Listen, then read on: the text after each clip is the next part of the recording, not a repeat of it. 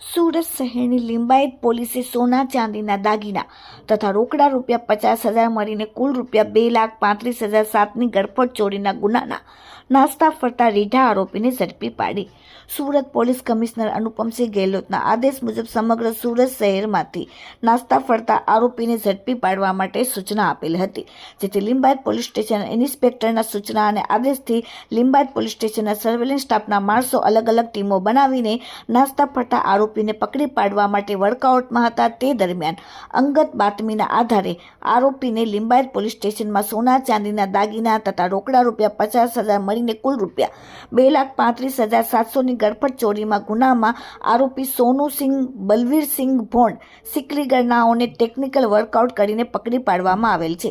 આરોપીની પૂછપરછ કરતા તેને જણાવેલ કે તારીખ 6/1/2026ના રોજ તે Limbayat Kalpana row house gate number 3 plot number 85ના ઘરના દરવાજા તથા લોખંડની ગ્રીલનો લોક તોડી ઘરમાં પ્રવેશ કરી ઘરમાં રૂમ રહેલ તિજોરીનું લોક તોડી તિજોરીના અંદરના ખાનામાં ડ્રોરમાં રાખેલ સોના ચાંદીના દાગીના તથા રોકડા રૂપિયા ચોરી કરેલ.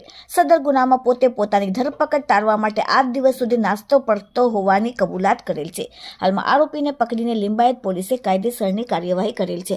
આરોપી સોનુસિંહ બલવીરસિંહ ભોંડ સિકલીગર અને હાલ રહેવાસી ચિંતનનગર સંતોષીનગર પાસે ધંતેશ્વર વડોદરા અને રહેવાસી ડિંડોલી G9 સર્કલ પાસે પ્રિયંકા સોસાયટી વાળાને પોલીસે પકડી પાડેલ છે. એટલું જ નહીં, આરોપીના અલગ અલગ પોલીસ સ્ટેશનમાં થઈને કુલ 18 જેટલા ગુનાહિત ઇતિહાસ ધરાવે છે. Bureau report, daily India TV.